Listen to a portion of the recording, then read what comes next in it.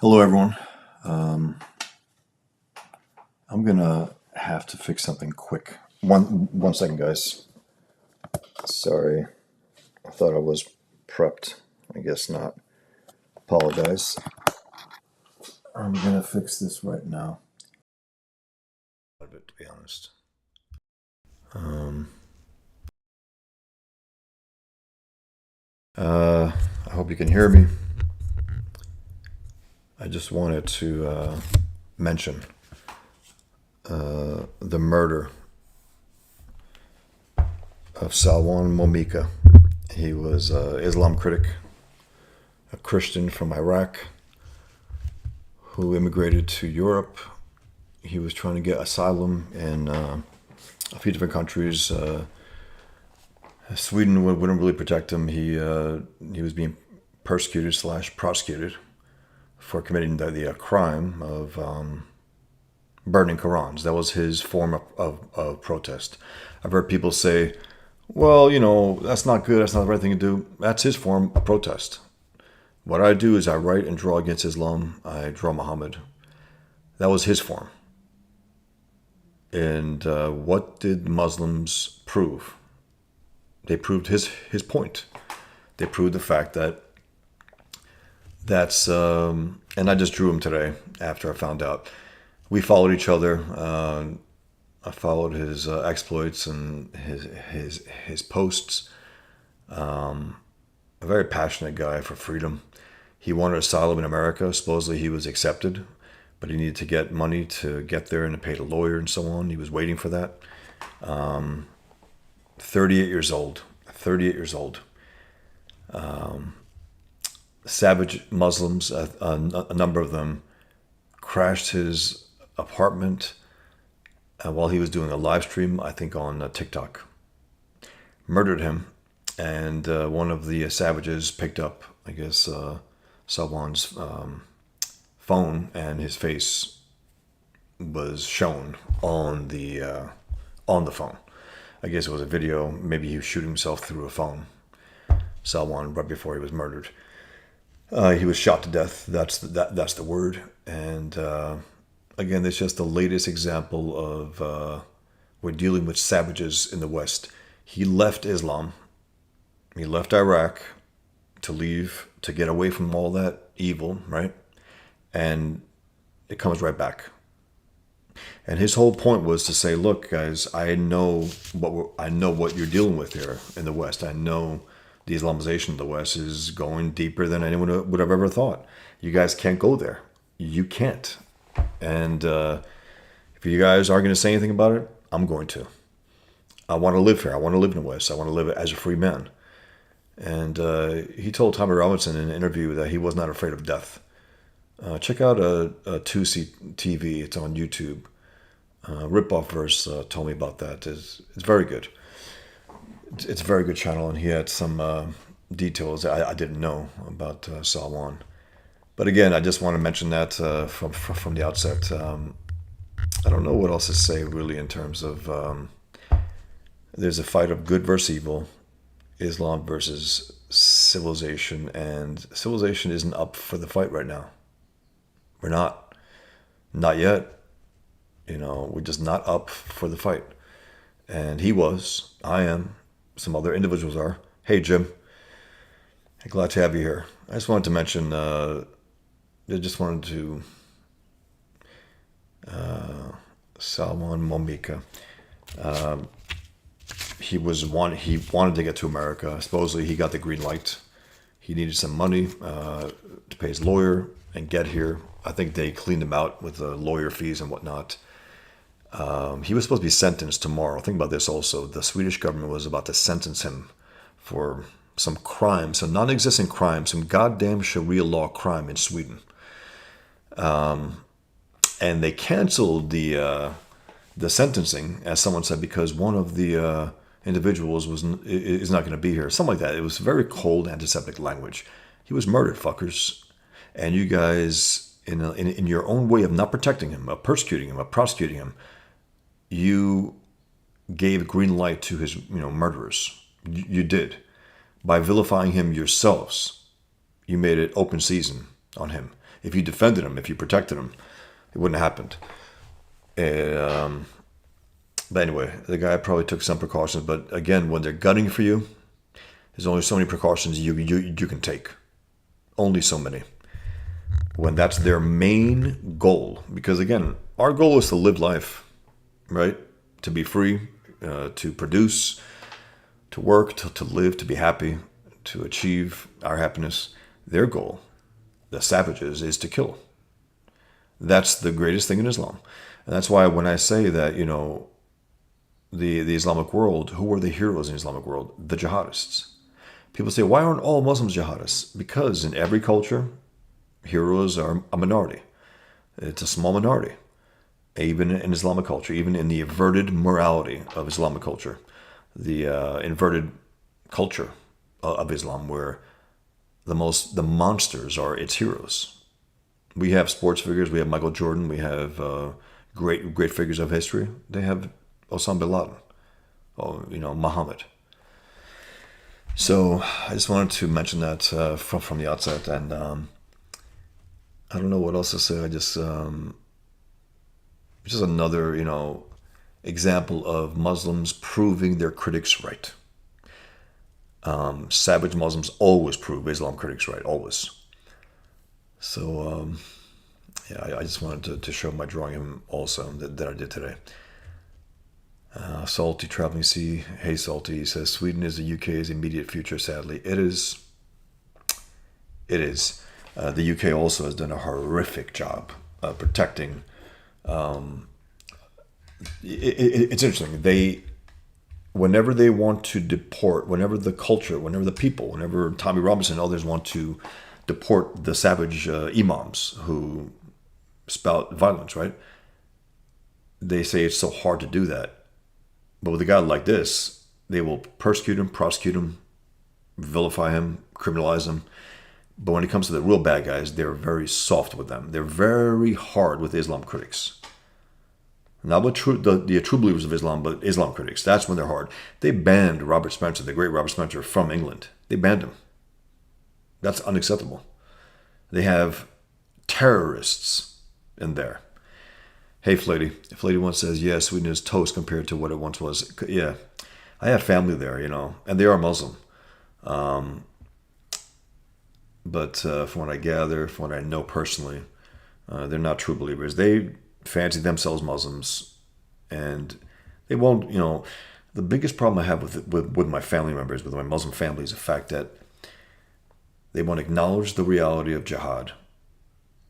They project that it's just the bad guys, right? No, they're your heroes. They're walking in the footsteps of Muhammad. The biggest problem I have with my family, my Muslim family, and Muslims in general, the ones who aren't out there killing away, is the fact that they won't condemn this. They won't condemn the slaughter of a human being over his expression of freedom. I mean, he just wanted to, and again, this idea, and this is the ultimate price to pay for doing this type of work. I mean, that's, I have no illusions when I decided to do it myself. I knew. I mean, first of all, I'm an apostate. I'm to be killed outright just for leaving Islam, just for leaving, I was born with a quote-unquote gift, as we all are. If I haven't told you guys, I may have mentioned before, if you don't know, we're all born with the gift of Islam. Every single one of us, Jim, Salty, Flatey, everyone here, we're all born with that gift. But our elders, our mothers and fathers, everyone have, turned us away from it somehow. So the idea is that we're all born, the conceit of Islam, the ultimate conceit is that we're all born Muslim, which is a real, grand conceit. But what's Islam without its grand conceits?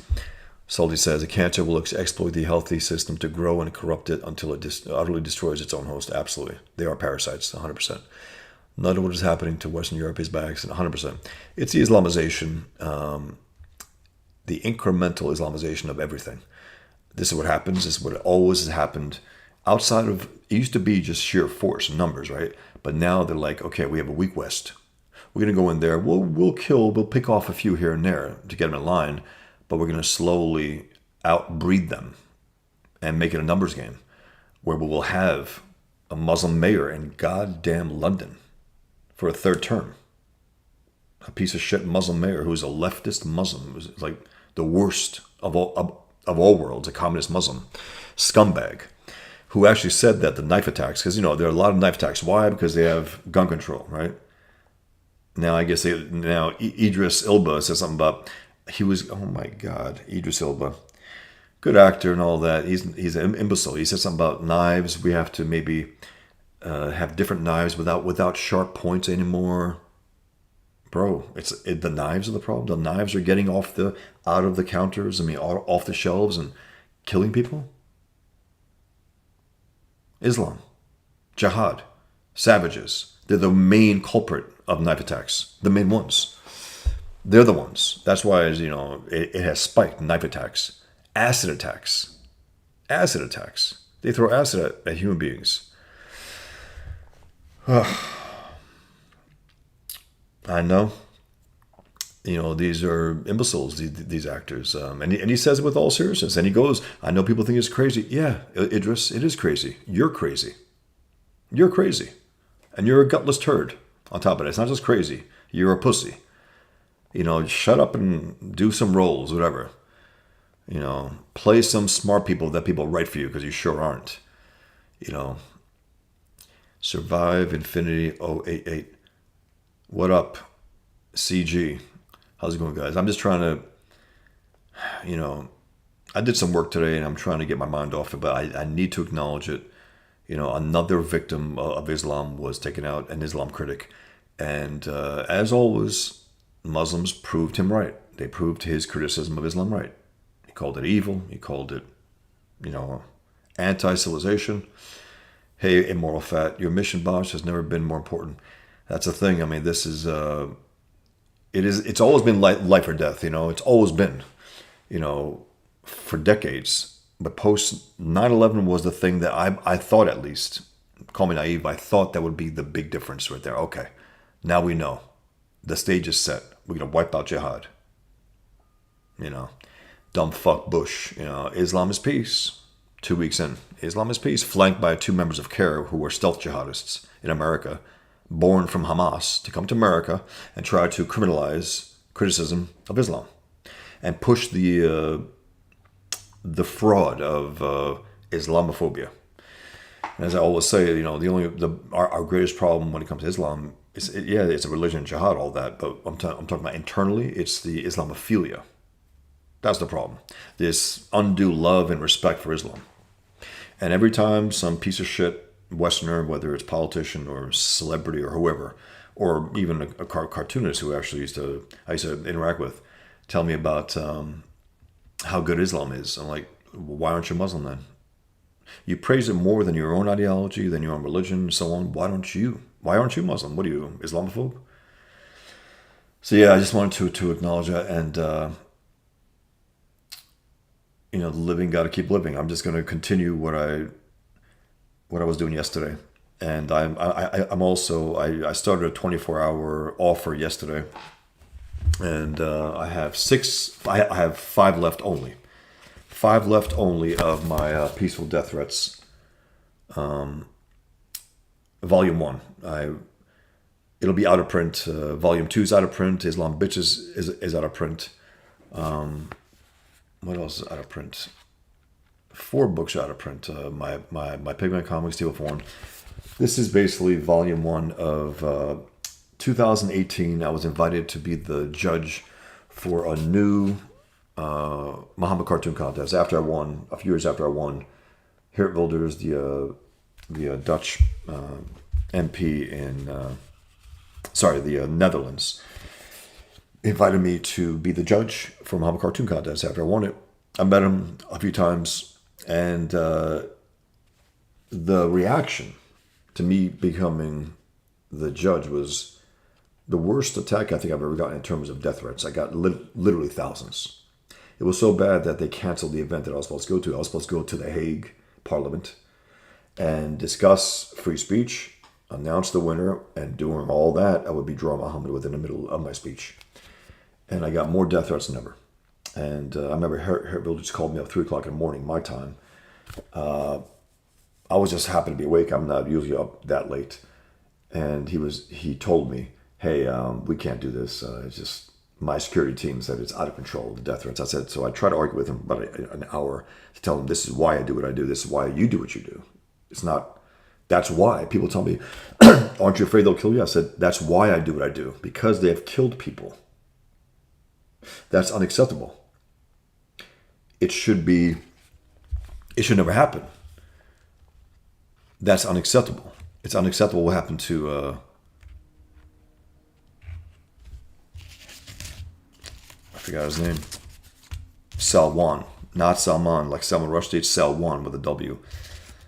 It's unacceptable what happened to him. And we sit here, we're like, oh, yeah. And then, of course, some people say, well, you shouldn't have done that. I don't know.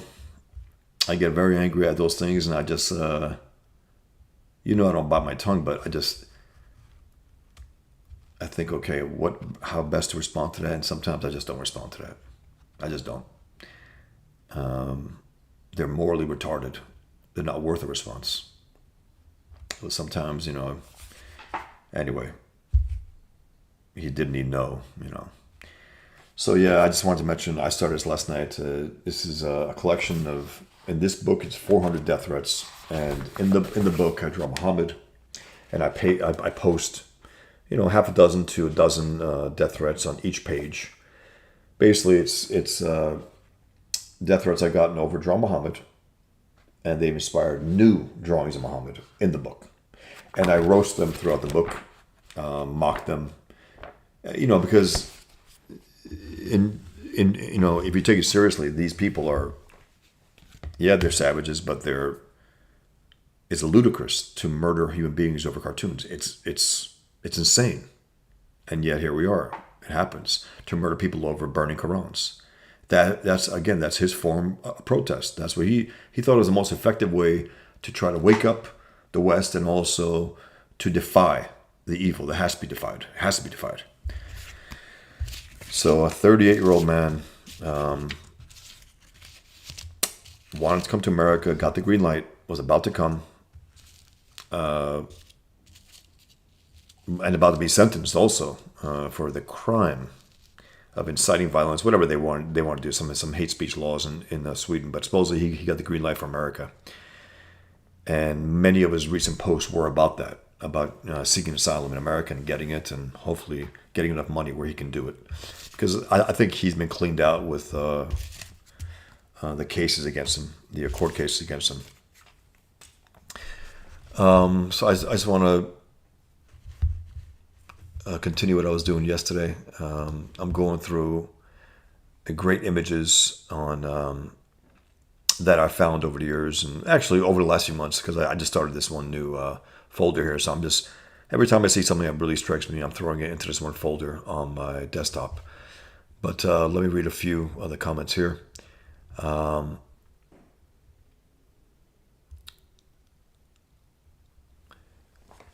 lady once says, migration and population control is literally in the Quran, yes. And the mastermind behind the specific attack, the particular attack on 9/11, said that Sheikh Khalid, what was his name? Mohammed Sheikh Khalid, I think that's his name. Anyway, that piece of shit said their big act of war was not terrorist acts. Yeah, we'll do that.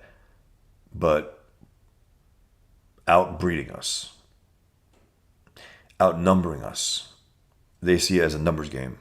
And they're right to some extent. Again, because you can go to Europe, right? There's more, I think, Muslims in France than anywhere else in Europe because they're the weakest, flat out. That's really why.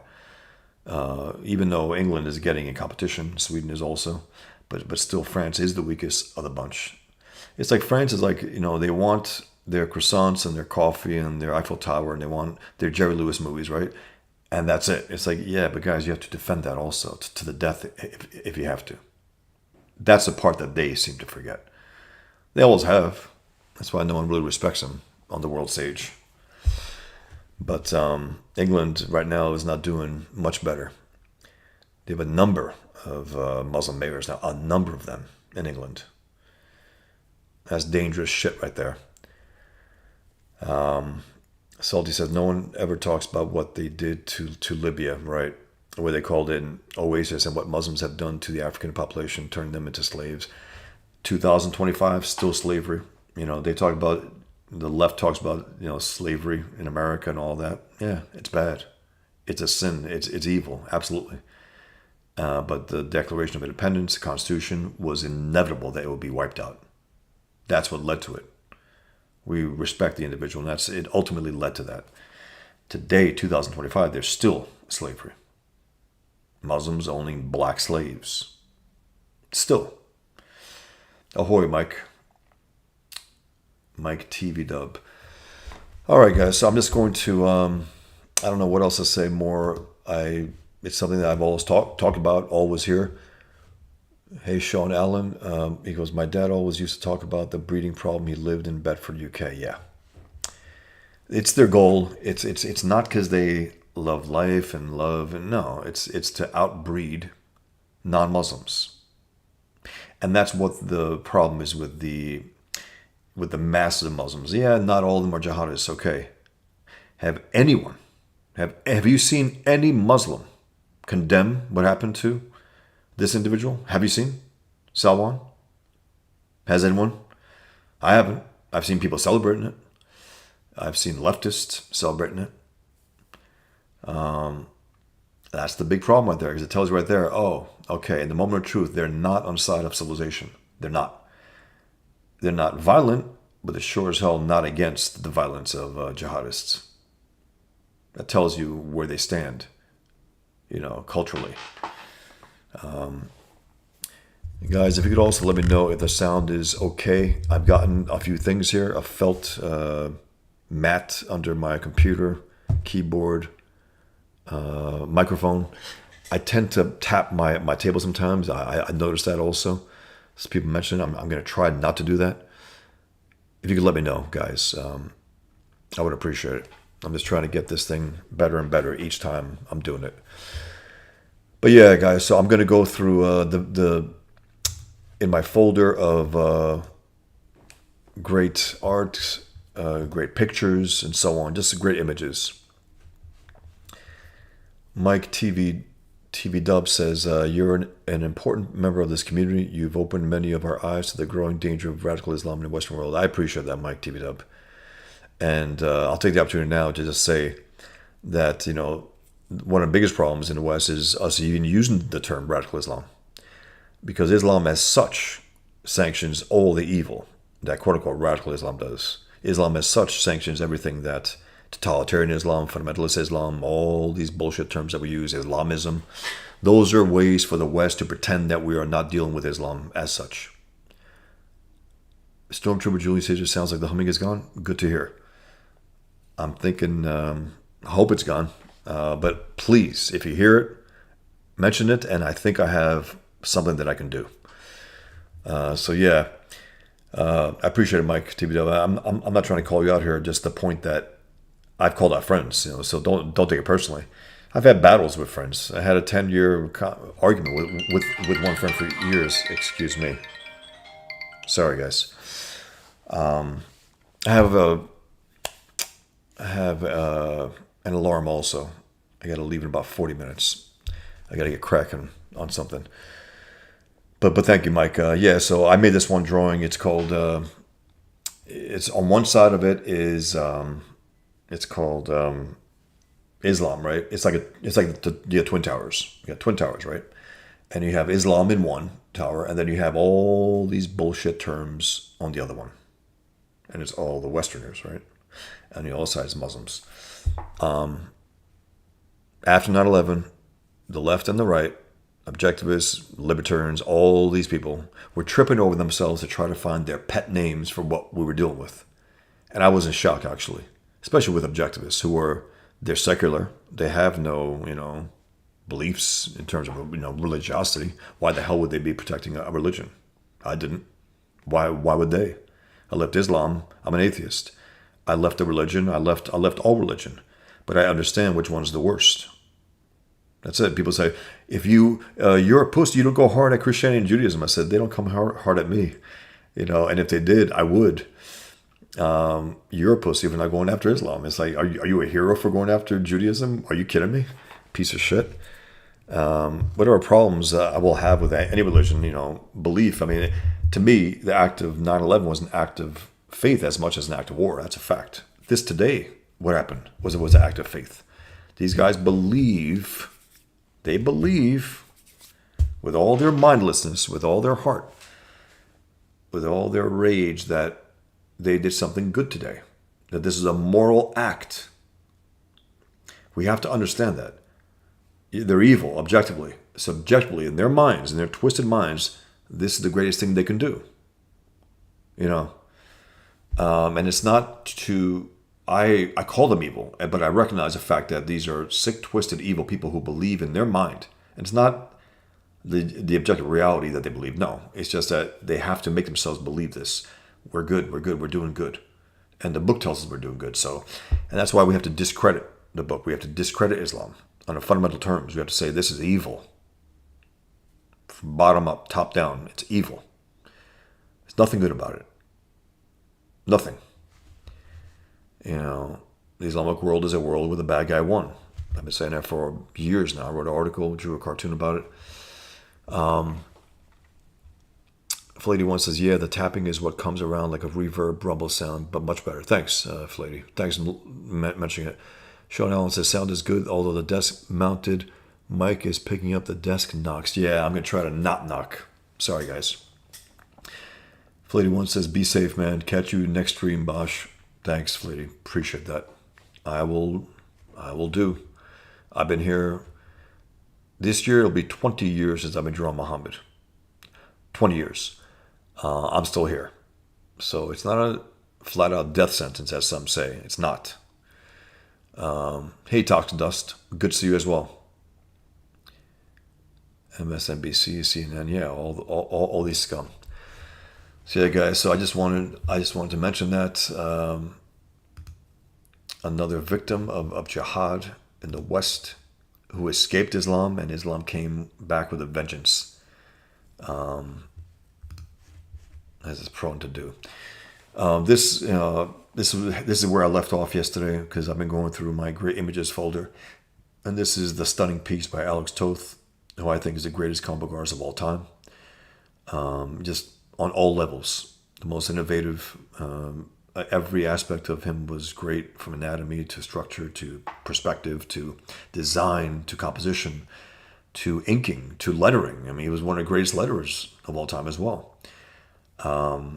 Writing, he was fine. He was fine. That last thing he did wasn't great. It wasn't, for me, probably hands down, Frank Miller at his best is the best writer in comic book history.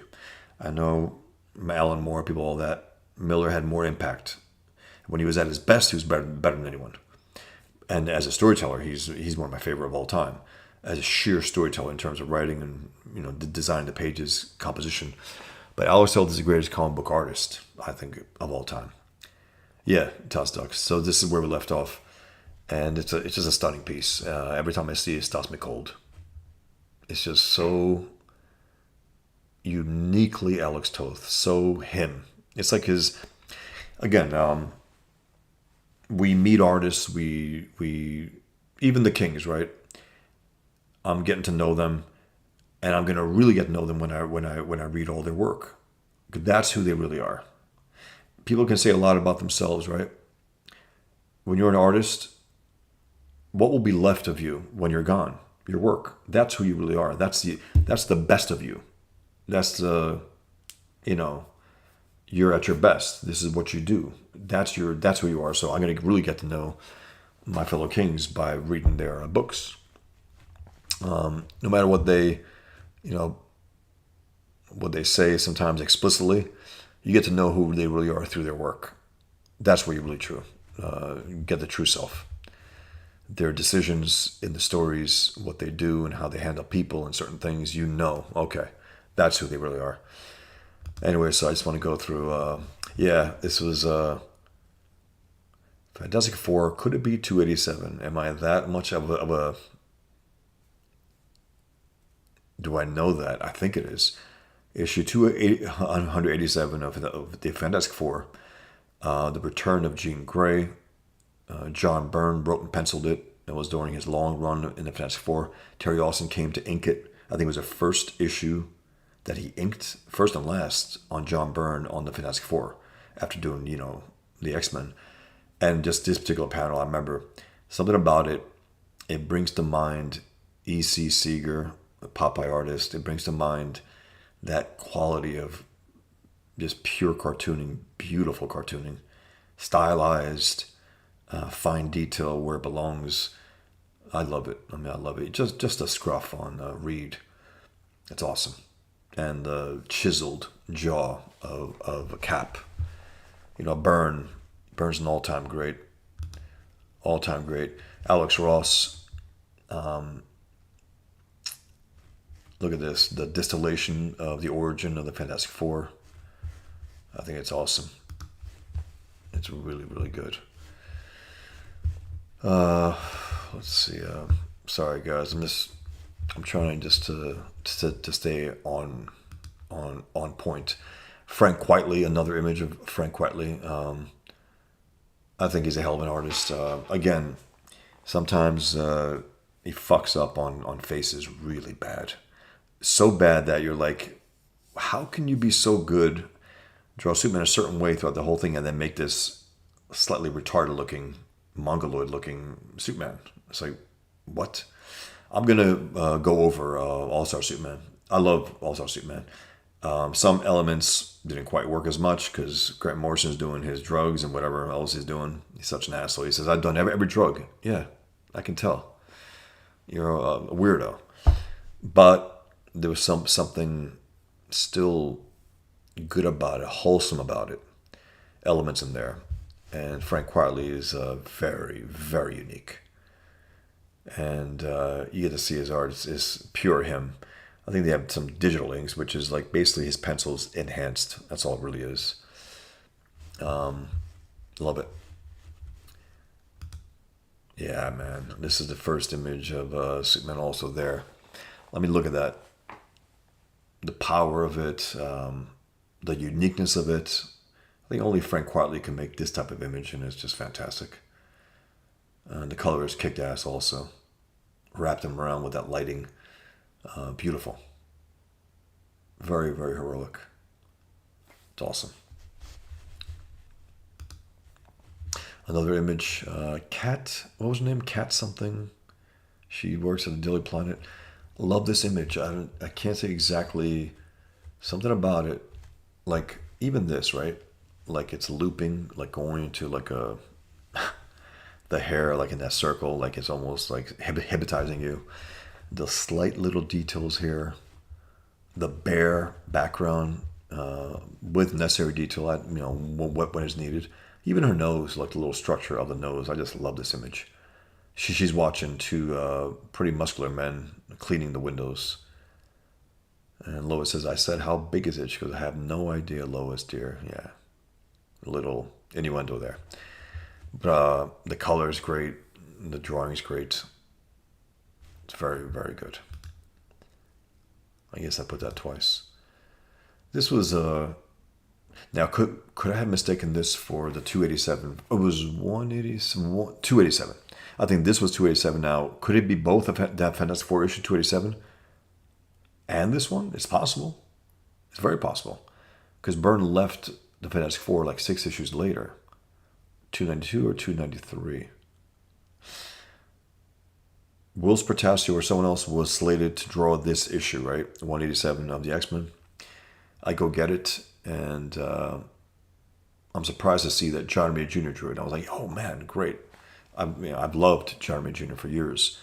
And you get to see Scott Williams ink him, which was interesting, different. Scott Williams, who was, Jim Lee's inker, his main inker, and I thought that was great. And here's more of it. Jean Grey is looking great. Colossus. It's just really strong stuff, different from his 80s run, but really good, really good. Look at this, a future world. Look at that structure. A few futuristic bike here. Strong stuff, man. Very strong. Very. Art Adams, I believe this was X-Men Annual number 10. I believe it was. Also, if you haven't seen the New Mutants special, which was fantastic also, that was Art Adams inked by Terry Austin, which is match made in heaven. I mean, just beautiful. The fine detailed artist with a fine detailed inker. It's great. LFM said we should all pay our respects to Salwan. May he rest in power. Yeah, I know. You get not disillusioned, but you get when it happens now, it's like, okay, this is part of the understanding of the deal almost. In a sense, it's like you enter this kind of field, you're going to get death threats and you might get killed. And you hope you don't. You want to live. I mean, I want to live, but I don't want to live half-assed. I don't want to live half a life. I want to defy the evil scumbags and live and produce and make money and make a good living and, get my work out there and all that. I want to do all that. Sometimes you can't. Sometimes they will come and get you when they're gunning for you. And the only thing that happens when someone like that gets murdered is they don't stop with their bloodlust. It gets turned on even more. And there's very few Islam critics of note left. It was a lot more years ago. You got the mainstays, Robert Spencer is still 20 years later, over 20 years, still kicking ass, criticizing Islam. Death threats, absolutely. Poisoned. He was poisoned once in Europe. So yeah, LFM. LFM says I created a video. I'll post under this live, which I made in his honor. I will check it out. Thanks, LFM. The man deserves his due. He was 38 years old, had a whole life ahead of him, but he was compelled to take on this evil, to expose it to a culture that doesn't want it exposed. We're so busy, the West, leaders, the culture, so busy kissing Islam's ass that they don't realize that they're kissing the ass of a thing that will destroy them if it could. It will destroy them. It wants to bury everything that we hold dear and replace it with the hellhole that is Islam. I mean, it makes every country it takes over a hellhole. So while I'm acknowledging Salwan and his horrific end, I'm going to keep going here. Celebrating this great art. Again, pictures and look at that. Art Adams, man. Laying it all out there. Small panels, an explosive one. If you draw Wolverine, the standard is John Burns. Wolverine, the standard, and when you go beneath that standard, it just won't be as good. And that's why it still holds as the best X-Men run. Chris Claremont, John Byrne, Terry Austin, the best of the best, and it still holds up as the best. There were great runs after that. I enjoyed the. I gotta say, I enjoyed a little less the Dave Cockrum comeback version, even the one before that. There are elements that are good, but he wasn't as. It was a real letdown after Byrne. And then Paul Smith was really good. John Romita Jr. was great.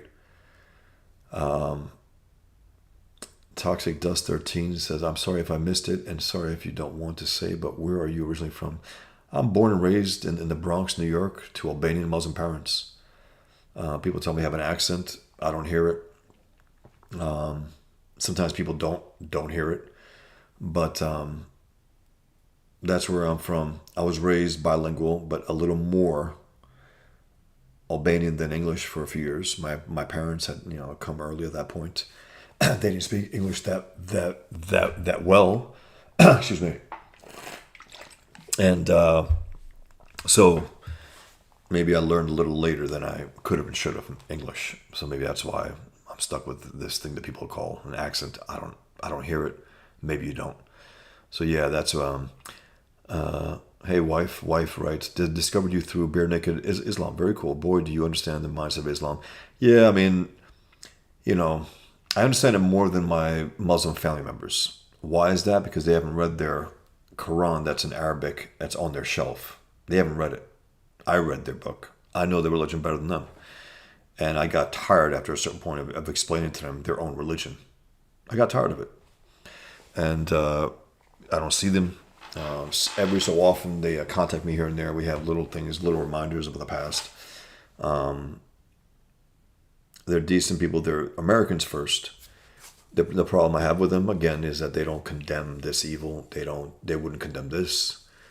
They just wouldn't.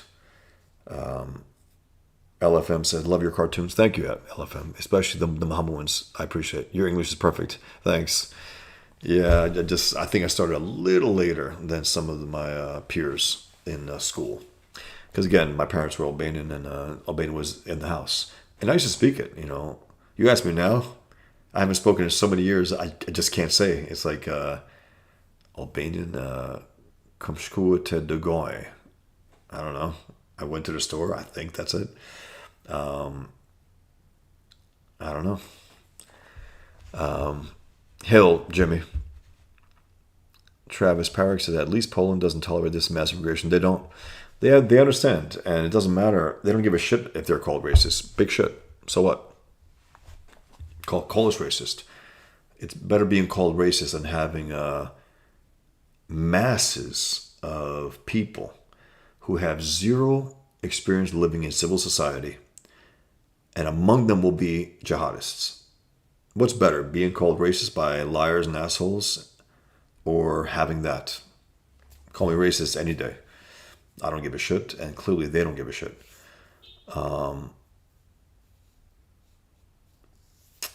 So wife says, I lived most of my life in the Bronx. Albanians were often landlords. Yeah, my father was a landlord. That's so funny. Everyone gets their niche, right? You know, the Asians for the dry cleaner. That's so funny. It's funny because even Robert Spencer said that his landlord was Albanian. That's hilarious. When he was in the Bronx. Don't detect a New York accent when you talk. I have one. Okay. Yeah, I mean, Albanian. I traveled across the country from New York to New Jersey to California to wherever I am now over the years, many years. So probably, I don't know, picked up different things, I guess. But yeah, Toxic Dust 13 says, thanks for the explanation, backstory. No problem. Thanks for asking. I get no problem with that. It's like people, now, the FBI did tell me don't release certain things.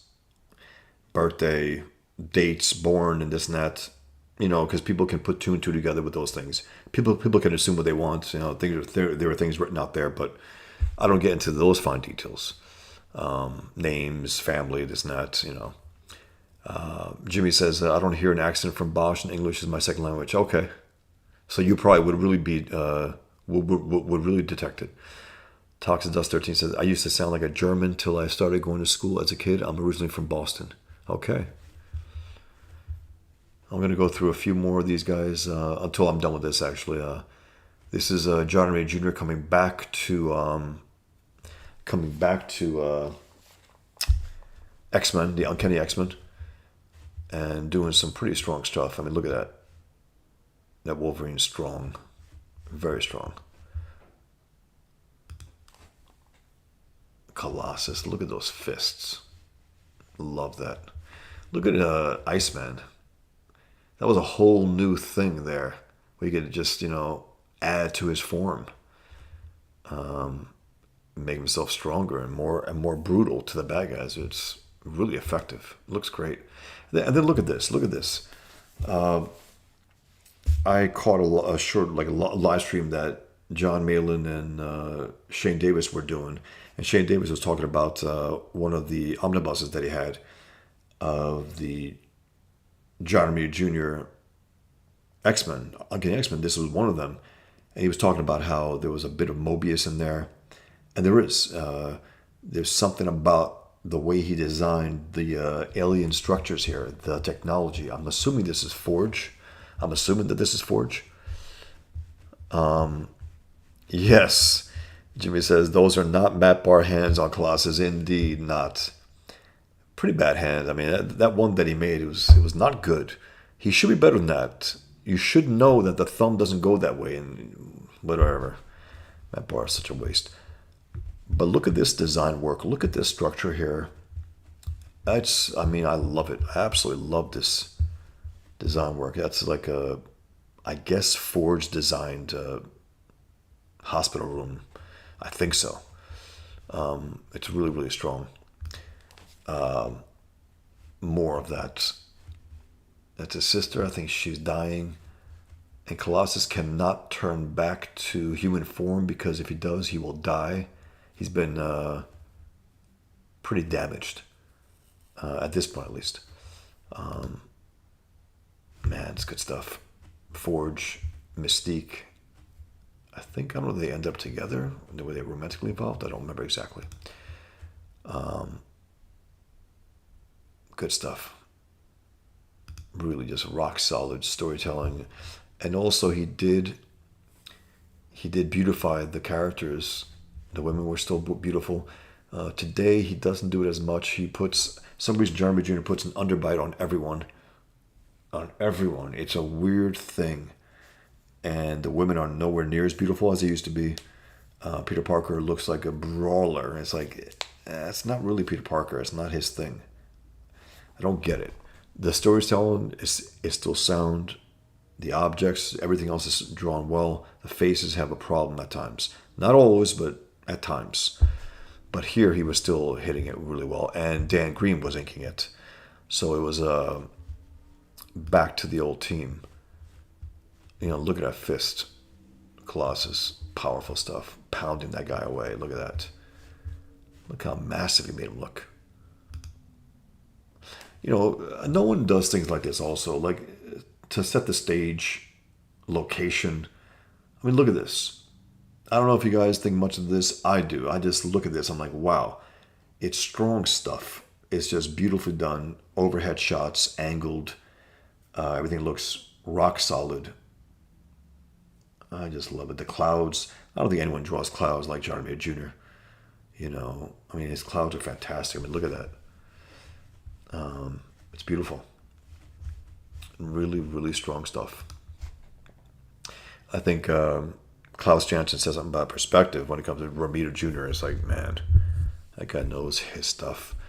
And he's inked everyone. So for him to say that, there's clearly something particularly special about the way Romita Jr. understands it. Look at this structure even. How massive, how epic it looks. It looks like it's awesome. The angle that he chose, the way he designed it, the inner workings of it. Look at this.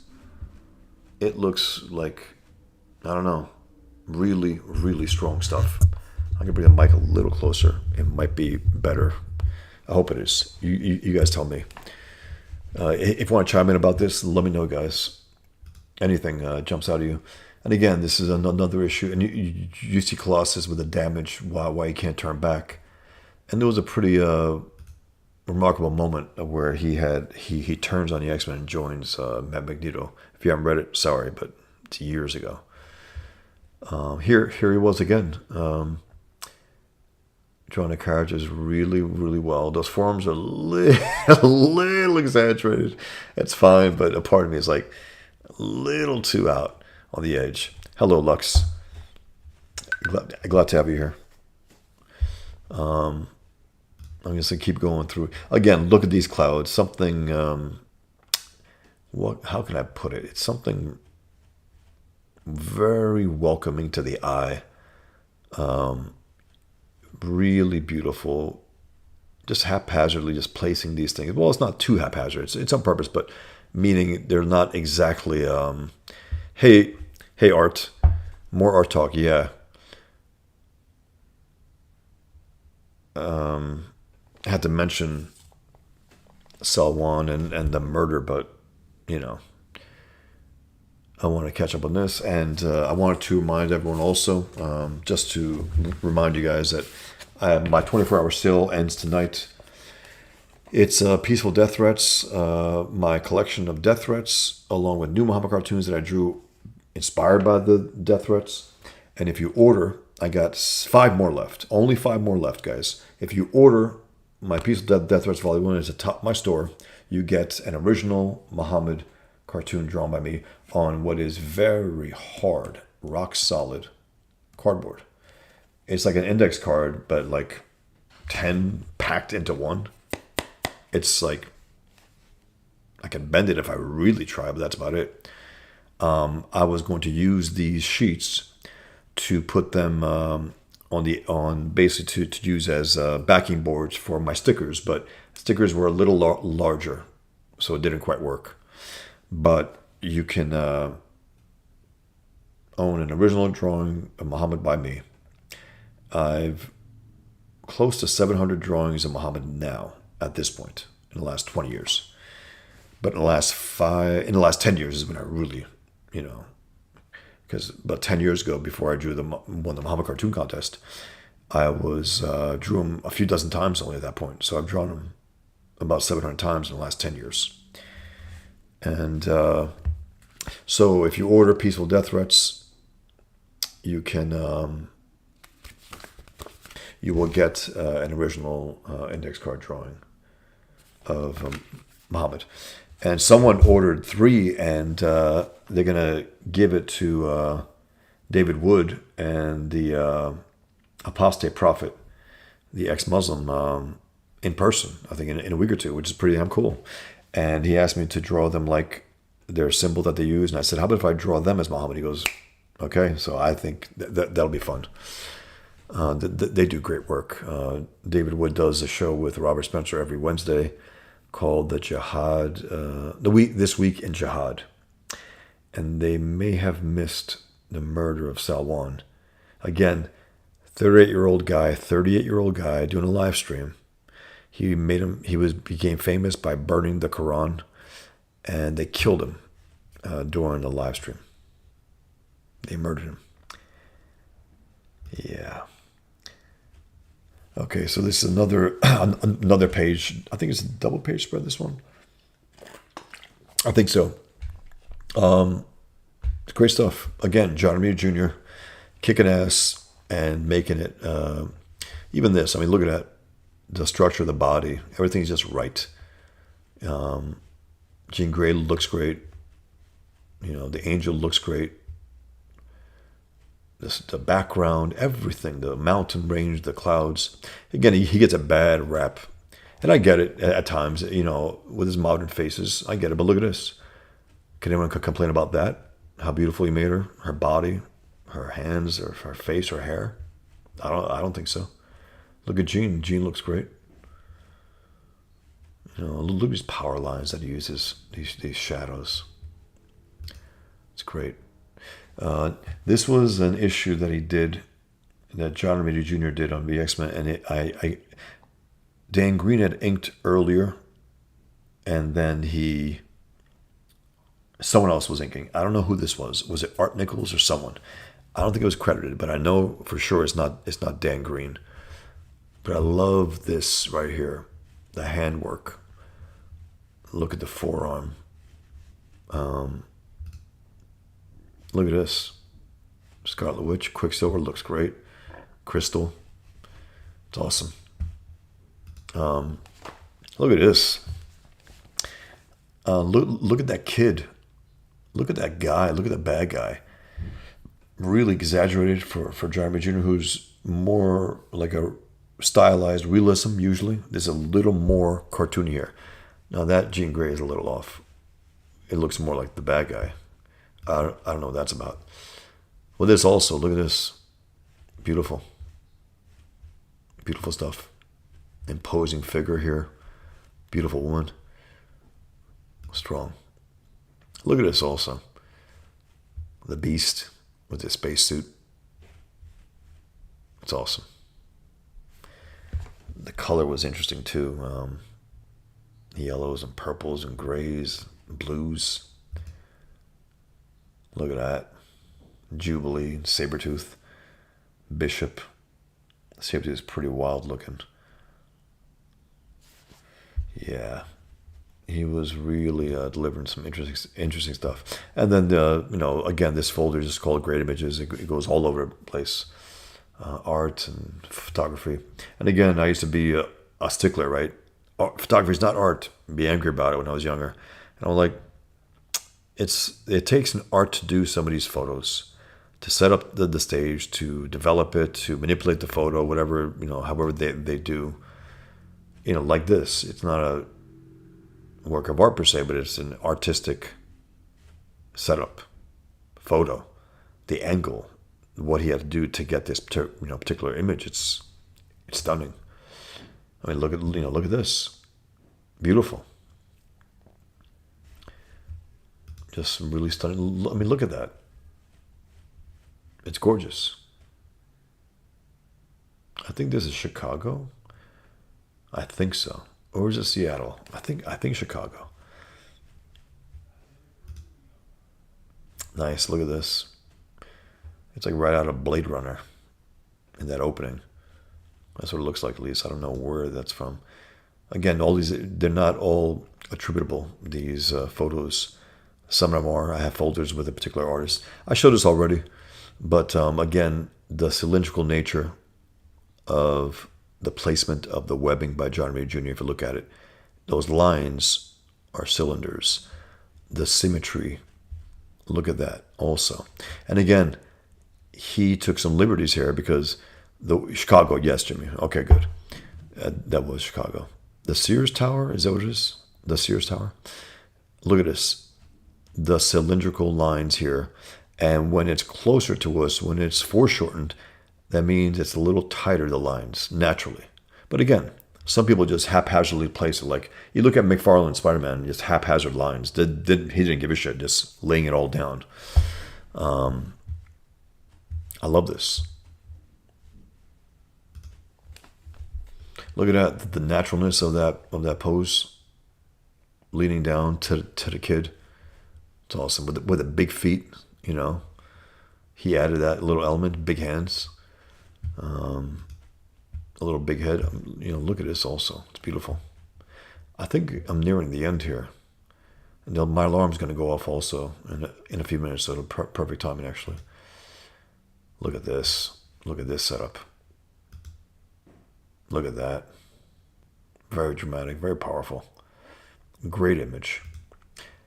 And then, it's funny, like yesterday I led off with one of the greatest images in here, and then I think I'll lead off with maybe the second greatest. And it happens to be a photograph. Look at that. Beautiful. Silhouette with a little line work around it, a little lighting. I love that. There must be a term for that. I know it. Look at that. The glow around it. I love that. Yep. It's beautiful. Look at this. The elegance of that. Man, the organic quality of that. Nice shots. Yep. Looks beautiful.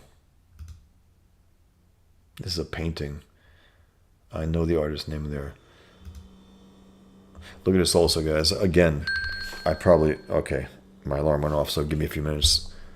I'm not going to just check out quick, but within a few minutes. This also, the cylindrical lines wrapping around, that's the way it would be. And again, he's not doing it like Alex Ross would do the realistic one, right? Where these lines would be going the opposite way because that's the way they are on an actual suit. Yeah, that's fine, Alex. But why not stylize it? Why not make it look cooler? Check out my more artistic. Check out my video if you haven't. It's the Romitas, how they perfected the brilliant design of Spider-Man's costume, and how John Romita Jr. took his follower's design and pushed it even further, stylized it further. And I'm spoiled because when I see an artist who doesn't do these type of things, I feel let down. Because it's already been out there, guys. It's like, can't you make use of it? Sure, make your eyes your own way, make certain styles, but keep the consistency of what's happening here. Because again, on an actual suit with a man wearing the suit, yeah, the lines will be the opposite way and look a little limp and weak. This way, everything looks tight, being pulled. Something about it. That line, the way it goes there. These are very thoughtful lines and not just placed haphazardly. They're beautifully placed. And again, the nose and the mouth. That's the way John Ramirez Sr. and John Ramirez Jr. Let me try to get back. Do they show? One second, guys. I think they show. Let me go back for 1 second. Okay. They show there. Nose line, mouth line, not by accident. And also, it's circular. You got one circle there, you got one circle there, and then one circle right around the jaw and the ear. Right? And the ear. Look at that. That's not by accident. That's placed with care. That's placed like, okay, the lines go here, and let's keep it consistent. Let's keep it, consistent. So let me go where I ended up. And then I think I only have a few more. Okay. Look at this. Look at this. Photograph? Yeah, sure. A work of art at the same time. And I can call this picture, I was a little reluctant to call all the other stuff there, but I can call this picture a work of art. It's beautiful. This artist had this entire image in mind. He wanted to create it with reality, not with the canvas, but with reality. I said, okay, that shadow's cutting there. I'm going to put her there. It'll work out beautifully. I love it. It's the last image that I have on my great images folder. So, any last words, guys? If you want to mention anything, let me know. I'm going to check out. Again, this was a little just dealing with the fallout of what happened with Salwan Momika, 38 years old, murdered by savage Muslims in the name of Islam for disrespecting Islam. That's the ultimate extreme of that attitude that Average July and these punks have, where disrespect, it's like the worst thing in the world. It's like, no, it's not. Murdering innocent people is the worst thing in the world, saying disrespecting, things that should be disrespect isn't. So that's where that extreme attitude of disrespect can be. Because people to this day tell me, hey man, you don't respect Islam. I said, I don't. Yeah, but you can't say that. I will. I don't respect it at all. I have zero respect for it. I was, if I didn't break out of it, who knows who the hell I'd be. It's nothing good about it. And I mean that, nothing. Yeah, but it has to be something. The Muslims who come to the West, right?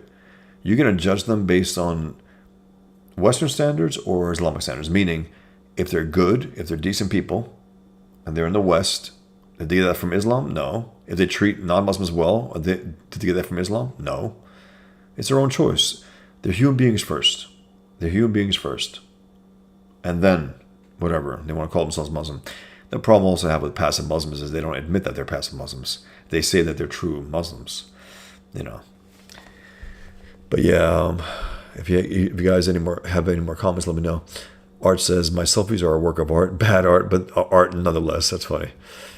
Hail Grogu. John, hello everyone. Sorry I'm late. I was out to dinner, but there is no excuse for my behavior. None at all, John. Punished. I'm gonna ban you, I guess. Toxic Dust 13. When will you be back? Are you asking me? I got to get to work. I just wanted to share this, talk about that horrific murder today, and again mention one more time that I have 5 left now. It will go out of print after this. It was a 24-hour sale that I started last night. It'll be over in a few hours. If you get this, my Peaceful Death Threats books, which is me publishing about 400 death threats in this volume 1, and there were about 400 in volume 2 as well, which is now out of print, volume 2. But I still have 5 copies of Volume 1. And again, these are 400 death threats of the best death threats I've got out of the ones that I saw. And yeah, I got things like this where the death threats themselves puncture Muhammad. You know, you could tell there. Here as well. Puncture his head. And I roast these guys. The red letters are me roasting them throughout the entire book. I got images like the Han from Enter Dragon, the Emperor from Star Wars as Muhammad, with lightning and all. He has a beard, you know, Hitler mustache. The cover, you are so dead. Peace. And he's wearing pink. On the back, draw me. And so yeah, I in the inside front cover, I have average everyday Muslims along with children expressing quote unquote peace. Peace. Here's Muhammad. You know, peace symbols, but you know, in the shadows, the truth comes out. So you get this. I have 5 more copies left, and if you order that within the next few hours, you will get an original drawing of Muhammad. Index card size, but it's a lot tougher than an index card. Very heavy duty cardstock. Very heavy duty. And it has a different feel and look than the last batch of Muhammad cartoons I did on actual index cards, where the paper absorbed a little of the ink, where this one doesn't absorb any. So it's a little darker, more dramatic looking, I think. It's a different look. So get that, guys. Jimmy says, it's a great read. Pick it up while you can. Thanks, Jimmy. Thanks for getting them. Appreciate it. Evening, Scorpio. I think that's how. Scorpio. Thanks, John. All right, guys. You guys be well. It's always a pleasure. Back and forth. I'm gonna, do a number of these things. I'm gonna show also at a certain point, I believe, my Pigman comic as well. Parts of it here and there. The new scenes also, I'll preview some of them before I launch the crowdfund. And all right, guys. Later, Art. Peace be upon you if you eat bacon. Yes, indeed. Toxic Dust 13. See you later as well. Later, Jim. Later, Jimmy. You guys take care. Be well. Until next time.